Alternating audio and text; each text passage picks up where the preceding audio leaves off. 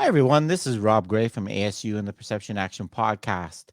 In this presentation, what I want to cover is the difference between an action capacity and a skill, and how we can link them in training so that they support and complement each other. So, my overall goal here is to, for example, is to make the weight room and the practice field work together in a complementary manner so that we get more skillful athletes. And the way that I want to do this is through the use of affordance theory, right? What does developing action capacity do for skill, right? The way to root to understanding that for me is linking the idea of affordances. And of course, what I'm going to talk about mostly today is baseball, the sport of baseball. So, also along the way, I want to answer some burning questions that I get a lot from people. First off, if we talk about baseball training and the ideas of Franz Bosch and Randy Sullivan and different people, right? That one of the ideas they promote and I support is the idea that we can develop certain attractors, right? There's certain attractors that you need, like a hip hinge and planting from above, that are kind of universal tractors for skilled movements. Well, for a lot of people, that sounds a lot like prescription, right? I'm telling you the ideal way to move, right? So I want to touch on why those two things are different, right? Developing attractors versus prescribing particular movements. I want to touch on that question. So, why isn't training to develop tractors the same as prescriptive instruction for an ideal movement solution? The second question I want to ask is, why do in again in the kind of Franz Bosch training and you'll see in my new book I have coming out on the constraints that approach to baseball coaching, we encourage some isolated decoupling exercises, for example, using an aqua ball. So there are some cases where I support using decoupled. But at the same time, I rail on things like hitting off a tee or dribbling around cones that are decoupled. So why are some of these decoupled exercises okay and others aren't, right? In my view, and the ecological approach view. So that's another thing I want to get to. Okay, so let's dive into this, and by diving into the topic of affordances, right? So an affordance I've covered many times before. An affordance is Gibson's idea, is a opportunity for the action the offered by the environment, right? So our environment provides or offers us opportunities to act. And the example I'm using here is there's an image of me from the last one of the last conferences I did, standing. I'm presenting, and behind me is a row of chairs, right, kind of bar stools behind me against the wall. And that, in Gibson's terms, is inviting me the possibility of laying down on them, right? I could lay down across those chairs and have a nap if I want. They're all together, the perfect nice height. Okay. But, right, one way to think of affordances are invitations for action from the world around us, right? So around us, the world is inviting us to do different things: sit, stand, lay down, throw, catch, so on. But we don't have to necessarily accept these invitations, even though they're there, right? So when I'm giving an invitation, I'm not likely to accept the affordance of laying across a bunch of chairs. If I'm waiting in an airport and I have a delay in my flight, yes, maybe I would accept that exact same invitation, that exact same affordances. So affordances are invitations from our environment. Okay. One of the key things for practice design and design in general, right, is that often the affordances that um, are from our environment conflict with the affordances we try to make our athletes take, right, in terms of our design. Right, a classic example of this is, so invitations from our environment get accepted, um, even when we try to avoid them, we try to design around them. And a classic example of this is, often you'll see a parking lot, right? There'll be a path to a parking lot. They'll built a sidewalk that they want you to follow all the way around to get to your car. But between that you and the parking lot is a field or a grass or landscaping that you can walk across and get to your car and more quickly. And invariably, when you see this, you'll see a big, ugly dirt path cutting through the landscape or grass, because people are taking the affordances, right? They're taking the affordance offered by the environment, the quicker path to their car across the grass, even though we're trying to force them to take another affordance going around the sidewalk, right? So invitations get accepted, no matter often that conflict with our basic design. And this is true of practice design as well. Another classic example um, is that the classic example of a door, right? Often we have doors where there's a handle that you could use to pull, and we have a sign that says push, right? So what we're doing is we're offering affordance from the environment. We have a handle on things are for pulling, right? If you want to just push, you can just press against a flat surface. The push sign in this case is an explicit instruction, right? So often in our coaching environment, we have all these affordances invitations going on by the way we design our practices, and then we throw explicit instruction on top of it. Okay, we put push signs all over the place. And one thing we should try to do as coaches is let the practice design, the environment, do as much of the talking for us as possible, right? Design the practices so that the invitations occur naturally, that you don't need to put signs, right, all over the place to push, right? And this goes to something, if you're interested in this kind of idea, I recommend the book, The Design of Everyday Things by Donald Norman. And he points out, this is not talking about sports, though, it's talking about design of products. His quote is, anytime you see signs or labels added to a device, it's an indication of bad design. A simple lock should not require instructions, right? I would extend that to coaching by anytime you see a coach giving lots of explicit verbal instructions to an athlete, it's an indication of poor practice design. The environment should offer invitations to afford the actions you're trying to encourage. You shouldn't have to be telling your athletes, go through that gap, pass to that player. If you design practice well, amplifying information, using constraints, then those invitations will be just there, right, in the environment. That's a key point. Okay. So in baseball, we could have affordances that we want to paint the corner with a fastball, so we want to throw on the outside plate. Or if the batter's standing far away from the plate, if the batter's standing close to the plate, we could try to throw it inside and jam them, right? So for baseball, we have tons of these invitations. Okay. So affordances are invitations from our environment, right? We get them all the time in all the sports we play in all the environments. Second key point, affordances are conveyed by information, okay? In information, right, what we're talking about here is not kind of the typical idea of information. Information we get is due to the fact that the sensory information, the information we perceive and pick up and receive, is structured by the environment of our environment around us, by its physical properties. So in my giving a presentation with chairs behind me example, right, light is reflecting off the chairs to my eye, right? How it reflects, what exact pattern I get on my eye, depends on the depth of the chairs, their height above the ground, their width, right? So really narrow chairs or ones that were separated far apart or something like that are going to give a different structure. So this is Gibson's idea of specification, right? The structure of sensory information we receive is particular to a specific event or object in our world, right? So it conveys a specific affordance, right? So here's another example, a picture of me at the same conference standing outside during the demonstration day. And there's instead of a row of seats, now we have a canopy, right? A canopy, a little tent on the ground. It's a different physical environment. It's not chairs anymore. It's tent, right? It has different height, different width, different depth, different angle.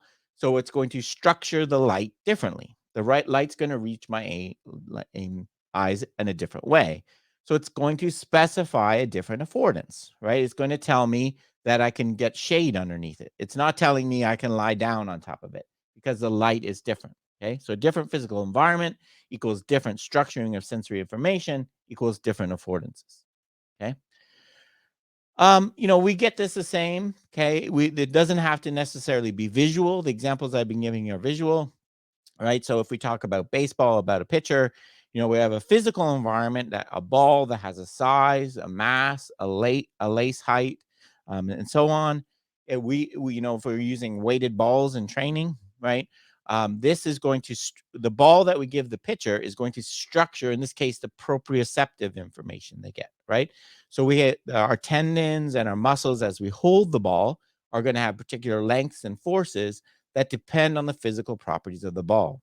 So we can pick up the affordances of the ball based on how it structures the proprioceptive information we're receiving, right? So, and this is, we'll come back to this later on when we talk about better ways to do weighted ball training. This will be important. Okay.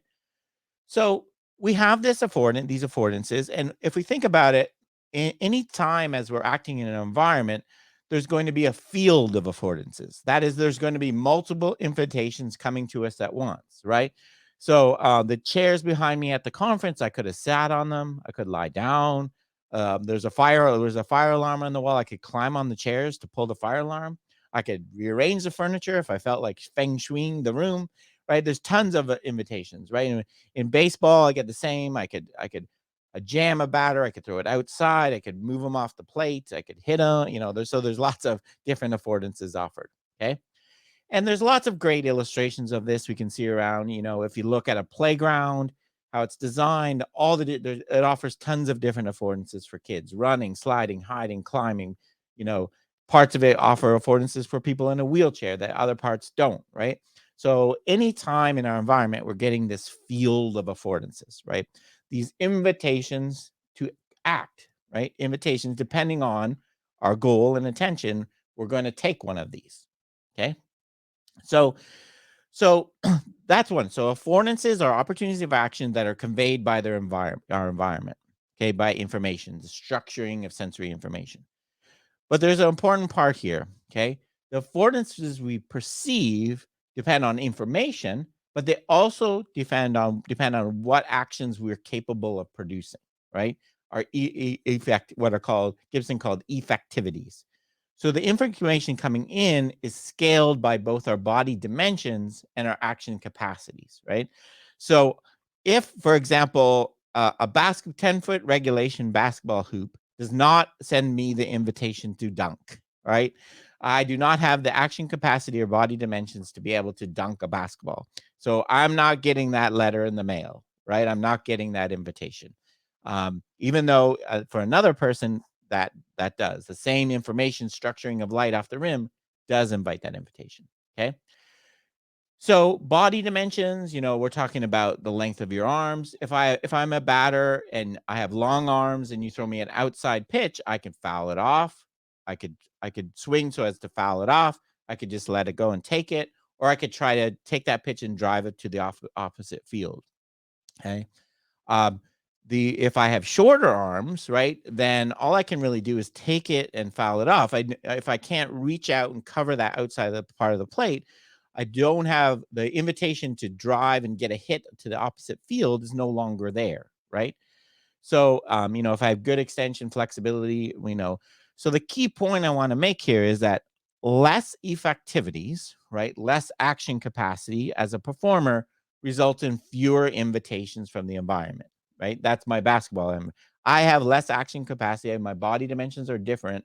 So I'm getting one less invitation than someone that's 6'5" on a basketball court, right? So fewer expectation effectivities equals fewer invitations. Okay.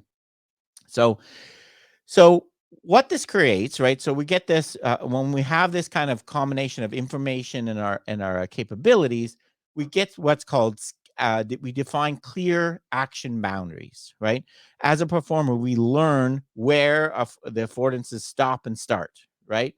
So there's some classic work on this for example, by Bill Warren and colleagues.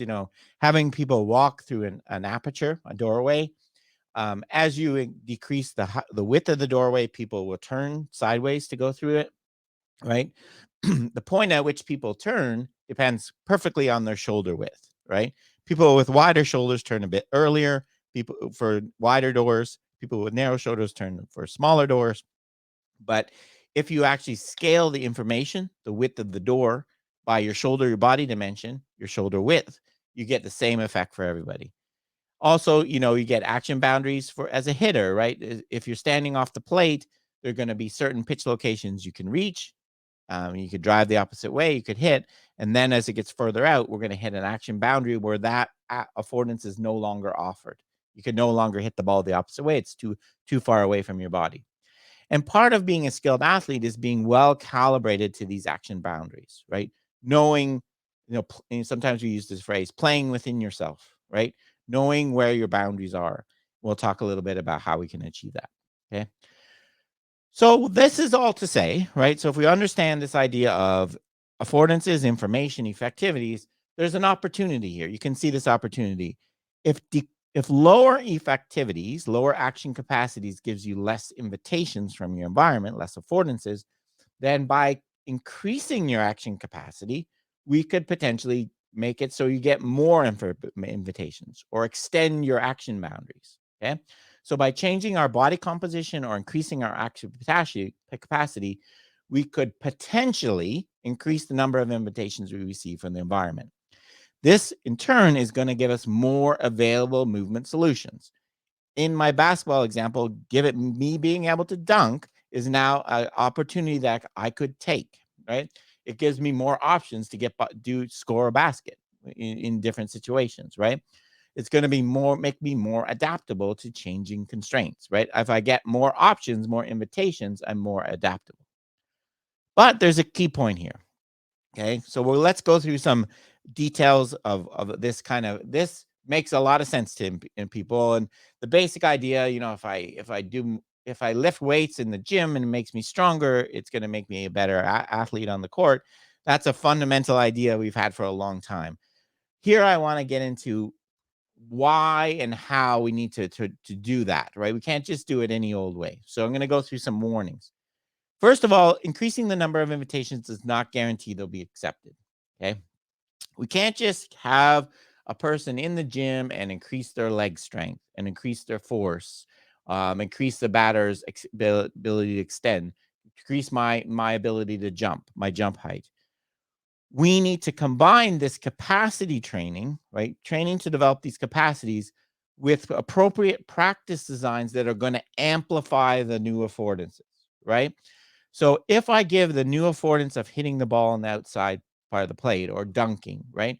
That is a new invitation, right? But the athlete might not take it, right?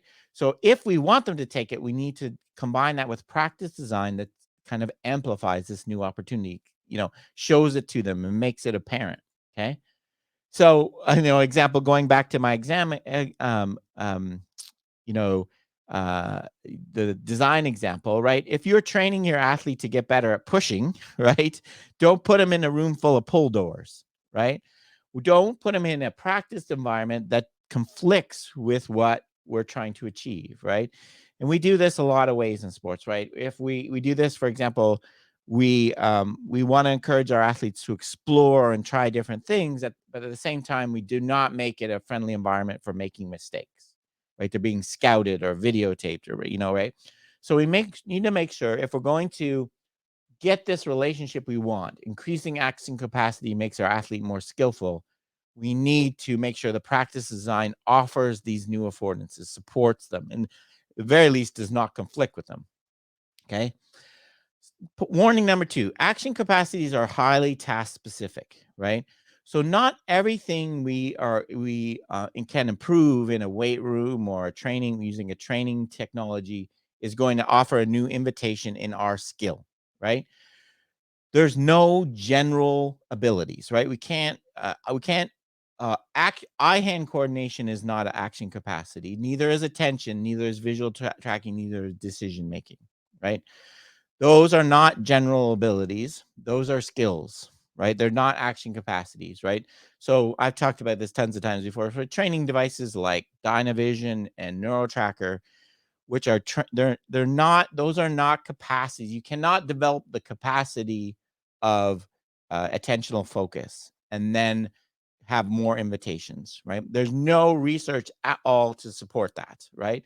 There's no research at all to support that generalized training makes you more skillful in specific situations, right? Here are some examples. There's been articles. There's no evidence for far transfer of cognitive training to sports performance. Do brain training programs work? Spoiler, no. If you read the article, testing the effects of 3D multiple object tracking training on near, mid, and far transfer. Spoiler, you only get near transfer. When you practice on NeuroTracker, you only get better at NeuroTracker. And then perhaps the strongest evidence is that some of these companies get sued. They get charged from the FTC for false claims, right? There is no evidence at all to support the idea that playing some silly memory game on Lumosity app is going to help you find your car better in a parking lot, right? That's not a capacity, right? It's not so it's not going to offer more invitations. Those are not action capacities. Action capacities are not general things like that. Okay. 3, this is one of my biggest points I want to make, right? Stop treating skills like they're action capacities, right? A swing is not a capacity. Agility is not a capacity, right? Those are skills, okay? Let me show you, let me try to explain why, okay? A skill, as I would define it, is the ability to use information from our environment to find and execute a movement solution to realize a affordance that will achieve our goal or intention. Okay. So the key components, skills are information driven and coupled. They're goal driven, purposeful, and functional, right? And they involve decision making. They involve picking an affordance to realize, right? Picking an affordance to take, selecting an invitation that you got, right? That's my definition of a skill, right? So in skill, skills involve an intention. Am I going to hit a home run to take the lead in the game? Or I'm going to try to drive the runner in from second base? Or I'm going to try to draw a walk to get the next hitter alive? Or am I just going to foul off the pitch to get another one, right? There's multiple invitations. And part of the what means to be skillful is being able to pick out the appropriate invitation, right? So we can't, this is critical to training a skill, having these intentions, okay? Once skills are coupled and information driven, once we decide on the attention we want to realize, okay, once we educate our attention, we're going to, information is going to convey the affordance for that intention, opportunity for action that's related to our intention, right? So maybe a pitch is on the outside part of the plate that is not consistent with an intention of trying to pull the ball in baseball, right? So information conveys affordances. We link it with our intentions. Information is also used to control our movements, right? So the information about the ball's time, angle of approach, and its time to collision offers the affordance in the first place, but it's also what we use to actually move the bat in our body as we swing. So skills are information, okay?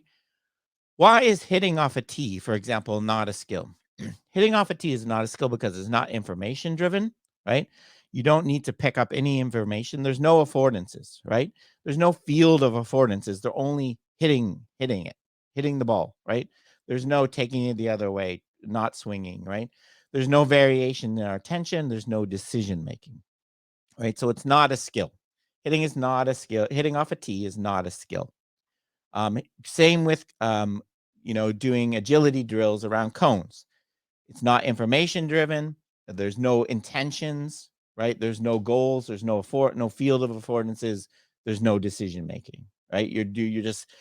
So clearly running around cones and hitting off tees are not skills, right? As I'm going to define them. So what is the alternative? What's the other thing? So if that's a skill, what's an action capacity? Okay. So my definition of action capacity is a physical or psychological ability that influences the field of affordances for a given task. Okay. It changes the number of invitations. It moves the action boundaries, right?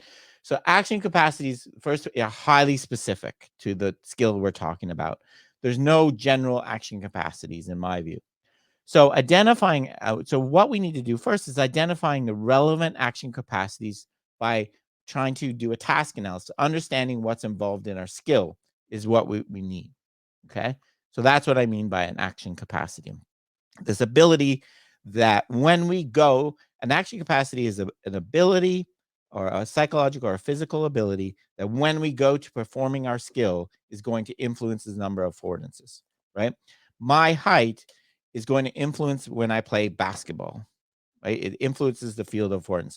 My height does not influence the field of affordances when I play chess, right? It's irrelevant. Okay. It's a relevant action capacity. So they're highly specific. Okay. When we're training and assessing and developing action capacities, we largely do this in an uncoupled manner, right? So they're not driven by information in the same way as the skill. Okay, they don't involve really any decision making. Okay, and they don't involve really any intention or goal other than to produce the movement itself, right? So if you can think of something you do in a weight room like a squat, yes, there's information, right? Obviously, we're picking up information from our body, proprioceptive, but it's not really information from the environment not information related to achieving in a goal. There's no decision making. We don't get to decide whether to do a 1 foot squat or a 2 foot squat, right? And there's no real intention. We're not trying to carry the weight somewhere or put it up somewhere. All we're doing is trying to produce the movement itself, right? For me, that's how we train action capacities. Okay. Here's an example. I love from the episode, the sports science episode. Let me just go back to here. There's a great series, ESPN Sports Sciences, and it's showing. It talks about a lot about capacity and speed. So capacity and skill right here. Let me show you this. In his eyes. Okay. Our heavy bag, used by the USA boxing team, is outfitted with special pressure sensors that will allow us, for the first time ever, to measure the power of Rampage's punch. How will the mass of Rampage's flying fist stack up to the classic art of sumo? You ready?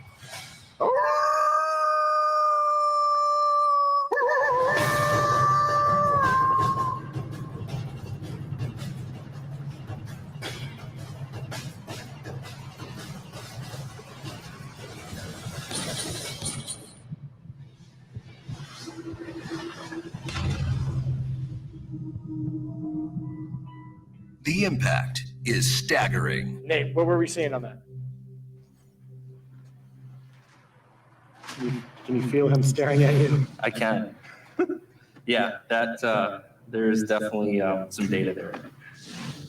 Our cutting-edge motion capture technology from Vicon House of Moves takes us inside this punishing punch.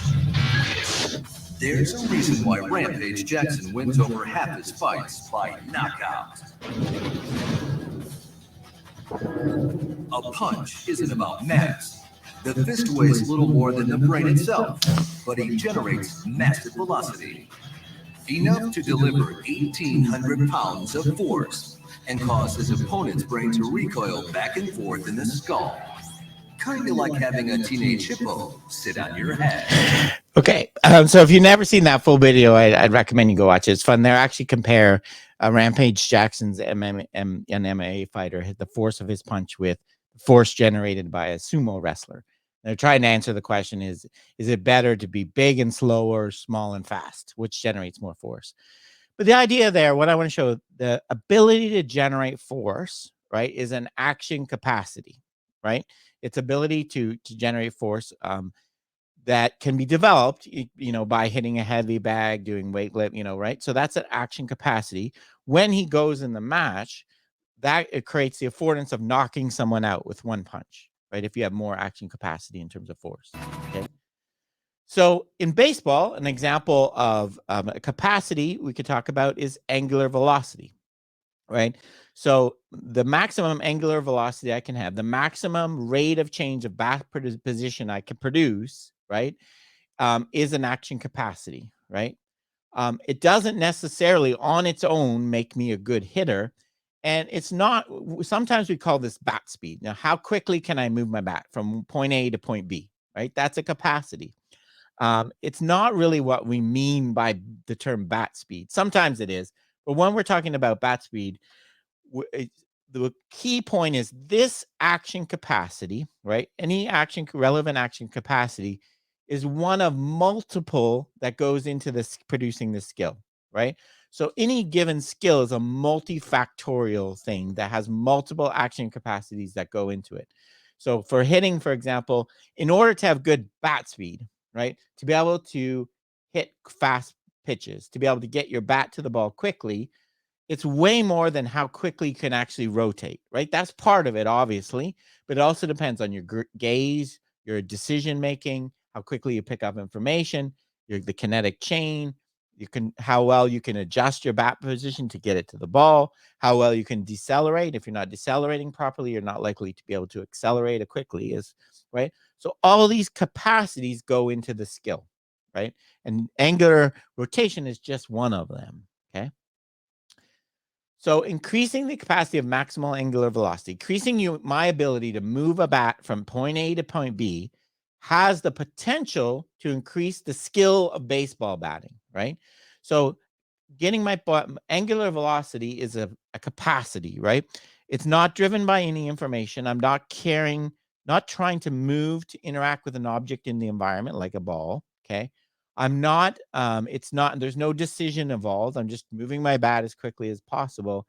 And there's no real intention. There's no other affordance that I'm trying to realize other than moving my bat quickly, right?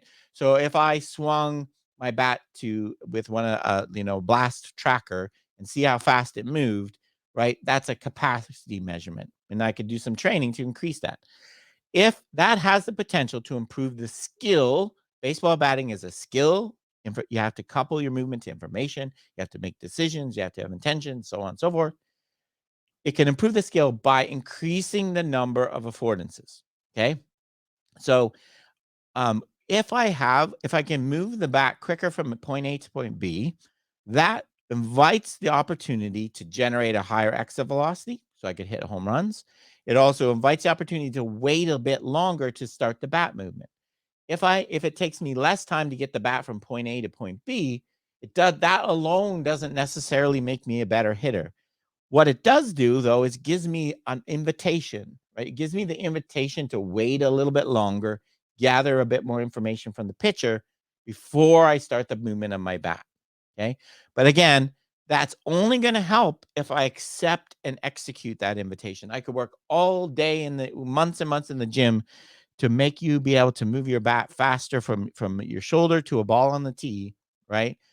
And generate more force and more velocity. But if you're not using that to take some invitation in the skill, like waiting longer to start the swing, then it's useless. Okay. So that's the key point. We need to link them. Okay. And I've done a little bit of this work in some of the research I've done. So back in 2008, my graduate students, Sandy Scott and I did a study where we looked at the relationship between action capacities and affordances in batters. By what we did in the study was we increased their bat rate. So we had them swinging for a while. They were hitting with really low errors. The timing was great. They're driving the ball all over the place. We suddenly gave them a heavier bat. We added weight to the bat. And what happened was their timing went off, right? They were missing the pitches, but then it quickly, after a few trials, they got a few swings, they got it back, right? They adjusted to this new bat weight. But what we were most interested in the study was how they adjusted and how so we've created these new constraints to them, right? This new environment. How do they adjust? How do they change their movement solution? And what we found was there's two different ways people did it. Some batters just swung harder, right? So basically, they generated more force. We measured force in the muscles and things, and they generated more force so that essentially they got the bat back to the same speed it was before moving. So they got the velocity of the bat movement back to the same speed it was with the lighter bat. So they just adjusted their bat speed. Okay. The other group of batters didn't do that. They adjusted their swing time, right? So they started their swing a little bit earlier when they had the heavier bat. Digging deeper, what we found was, so one group took the affordance of swinging harder, one took the of swinging earlier, essentially. What we found, okay, so we get this functional difference. What we found is this depended on their action capacities. So what we did for all of these batters is we took a ball on a tee, right? See, sometimes I use them. The ball on the tee, and we had them swing for different bat weights and see how much speed they could generate, right? And this is a method developed by Terry Bayhill. Basically, you keep giving them the bat weight and you find at what point does your bat speed start to plateau, right? So there's a point where adding more weight actually helps speed, right? Because it generates more momentum, more angular momentum. But at some point it's going to fall off. So we find that optimal point where of bat weight, where you kind of the heavy enough to generate momentum, but not heavy enough to slow you down. And that creates what we call a recommended bat weight. And what you found was that people that have a high recommended bat weight, right, that can generate the same speed with a good speed with a higher bat weight, are the ones that just swung harder in my study. The ones that had a lower recommended bat weight, a different action capacity, adjusted timing, right? So you can see the action capacities are influencing the affordances, the adjustments the batters are making, right? And in this case, right, the problem is, right, having to swing earlier is not the best strategy, right? It's not the best thing to be doing. You're going to get less time to view the ball. You're going to be more susceptible to things like tunneling. You're going to be a less effective hitter. So you can see having less action capacities, being able to generate less rotational velocity of the bat, right, is actually hurting your skill, right? Because it's giving you the affordance, it's not allowing you to giving you the invitation of just swinging harder, right? In my experiment. Okay. All right. So there's some of the basics and the difference between the action capacities skill. What are some of the training implications?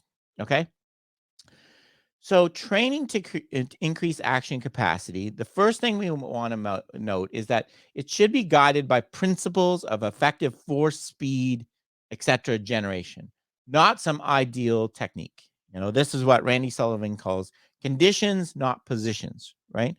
In order to move my bat from here to there as quickly as possible, I don't have to have a particular elbow angle or a particular shoulder, rotation. But there are some things I need to satisfy. There are some principles like the kinetic chaining, linking, that I need to satisfy in order to do that, right? And that answers that first burning question I posed at the start.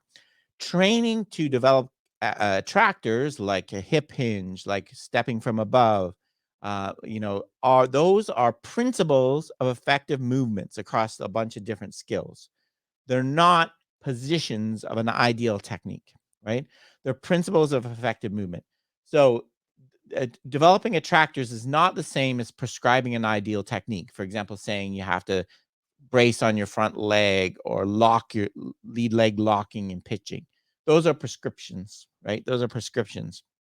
About keeping your, rotating your palms in certain ways when you hit, right? Those are prescriptions of the purpose of those is to get the batter to swing in a particular way. Attractors are to develop the basic patterns we need for effective force generation, for example. Okay. Yeah, the second point, related to this, we're not trying to build an ideal swing. Okay. We're not constructing a skyscraper. That's what we call a hard assembly. We build something, it's done, it's stuck, right?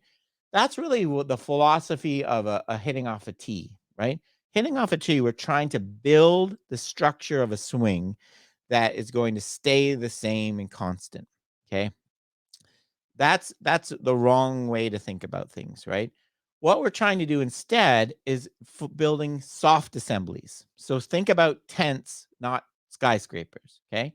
So a baseball swing is not a skyscraper, it's a tent because you keep needing to move it around based on the conditions, right? Next campsite you go to, there's a tree root where you wanted to put the pole or the peg, right? So you got to do something different. You got to put it lower, right? So that's the way that we move, right? We move by doing what's called a soft assembly. We build a slightly different swing on every swing, right? Based on the constraints, right? We build different elbow angles, different shoulder angles, different positions. We have this functional variability, right? So training to develop action capacity is not about erecting a skyscraper. It's about giving more potentials for soft assembly, right? It's giving us more tent poles, more pegs, right? It's not building a skyscraper. Okay. Training implication number 2, training to increase action capacity should involve variability, overload, and perturbations that provide a stimulus for change and challenge stability. Okay. Action capacities need to be functionally adaptable. They need to be able to adapt to the constraints, right? We need to challenge you. We need to push you, right? And this gets to a point, okay, if I tell you that hitting off a tee is not good because it's not a skill, right? You can't hard assemble a swing and build a swing that you can just execute. The idea behind that, right, is that, we could build a swing that you just pull out later. That's the motor program idea, right?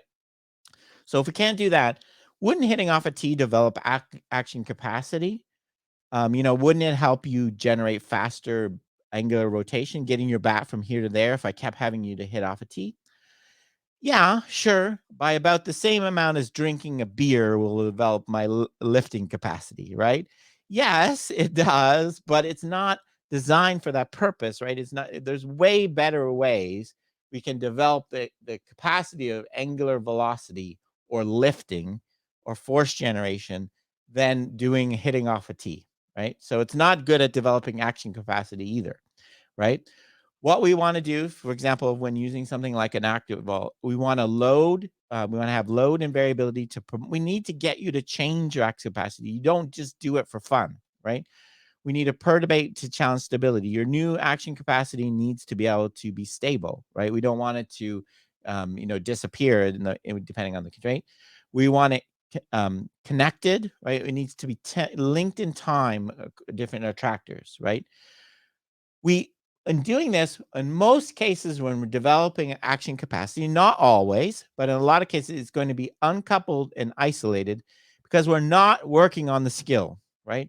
When we have you move a aqua ball through the movement like a swing, we're not getting you to time the swing. We're not caring about your ability to make decisions or intentions. All we're doing here is we're helping you develop stable attractors that will give you the better capacity to get your bat from here to there and quicker. You're going to have to plug that into the skill later, right? We're just developing this capacity. Okay. Training implication number 3. When you're increasing action capacities, we need to combine this with practice design, right? As I said before, increasing action capacities gives you more invitations. If we don't design the associated skill practice so that people take these invitations, we're just wasting time. Okay. And the best way to do this, in my mind, is a constraints-led approach, designing a practice that will, invite invite an affordance that's consistent with this increased action capacity. Right. Let me give you a couple examples. So we're going to use the constraints-led approach. What we're going to do is try to destabilize what you're doing now and get you to explore new movement solutions, get you to look at these new invitations. And hopefully we can design it so that the new invitation associated with the action capacity we were working on is big and bright. It's in a pink envelope, right? So you see it, right? And you open it first, right? That's what we want to try to achieve with our practice design. For example, a good example of this, so if we spend a lot of time in the gym working with aqua balls and working with different things to increase our angular rotation, our ability to get the bat from here to there with effective force, that's an action capacity. This invites the affordance of waiting longer, right, before we start our bat movement, because we can move the bat quicker. If we want the athlete to take that invitation, one thing we could do, for example, is add a task constraint in practice using visual occlusion, right? If we visually occlude, for example, we wait. For example, we start with the glasses closed or your eyes closed and tell you to open them while the ball's in flight. We're encouraging you to use information later in the ball flight, right? So we're creating this new invitation. Wait and pick up information later in the ball flight before you start bat movement. That is nicely aligned with what we've tried to develop in our action capacity. By using this task constraint of occlusion, we've amplified the affordance of using information later in the ball flight, right? We've had these two working together, and I think that's critical for doing this importantly. Okay. Training implication number 4: training to increase action capacities to focus on the development of adaptability, self-organization, and functional variability, not progressive linear increases. Okay. So for this, I want to talk about some of the methods that have been used commonly in baseball, particularly for pitchers, right? So the idea of developing an action capacity is not new, right?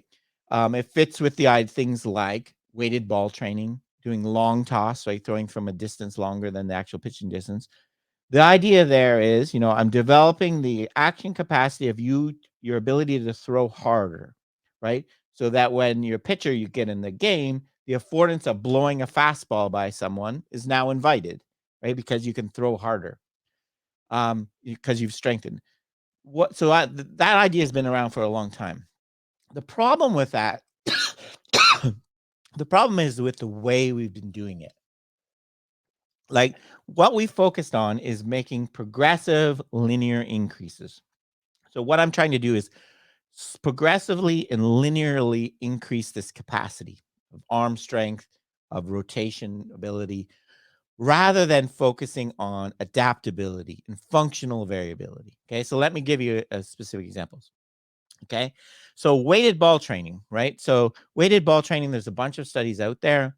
Most of them show that when you train with weighted balls, you get an increase in pitch velocity. Right? They work. But there's some kind of controversial studies, particularly this one by Reinhold in 2018, where they did weighted ball training. They found the increase in pitch velocity, but they also had tons of injuries in the weighted ball group. They had a bunch of UCL, torn elbow ligaments, a bunch of things going on. I think they had 6 or 7 athletes get injured. In what they found, first of all, what they found was related some week. What happens in weighted ball training? The reason you throw harder after weighted ball training is you progressively increase your external rotation of the shoulder. It allows you to rotate your shoulder over a greater range, right? So in this picture, before training, it was 110 degrees. After training, it's 135 degrees. Being able to rotate over a greater range gives you more time to apply force. You can throw harder, right? So we're causing a simple linear adaptation, right? This simple increase in shoulder rotation. Why? Because in almost all weighted ball studies, we progressively increase the ball weight. We either go add more, right? They were also doing intensity, right? So you do these progressive increases because we want progressive in change. The idea is we want the slowly you to open up your shoulder more.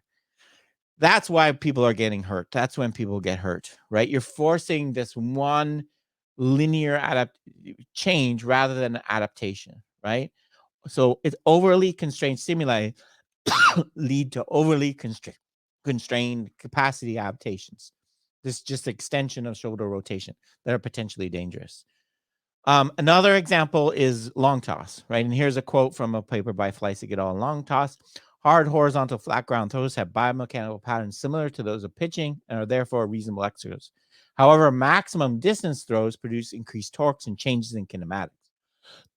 Caution is therefore advised in the use of these throws for rehabilitation and training, right? So for those don't know, in long distance and long toss, what you do with the pitcher is you progressively increase the distance they're throwing from, right? From the mound distance to longer. Oftentimes you get them to try to break the record for the longest throw. Again, progressive linear changes, right? Yes, that is likely that's over constrained. It's going to lead to simple changes in the action capacity. Okay, so again, this is the wrong way to do it. Okay, what's the better way, right? The purpose of changing the throwing distance and ball weight should not be to produce the same movement patterns you get in the typical delivery.